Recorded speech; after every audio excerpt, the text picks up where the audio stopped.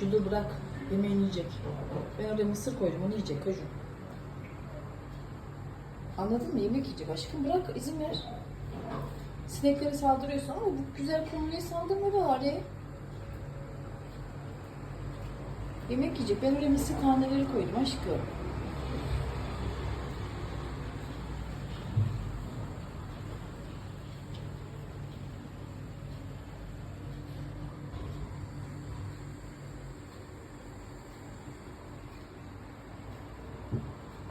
İzin ver. Kakaş bırak. Yemek yiyecek.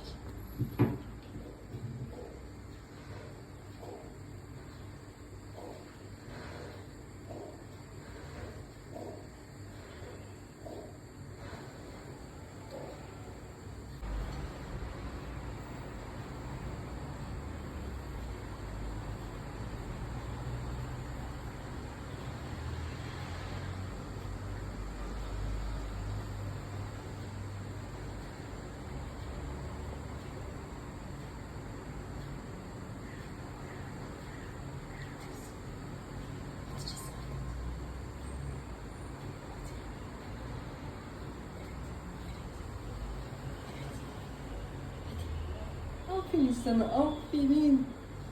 O da yiyecek, kaju bırak yiyecek, kaju.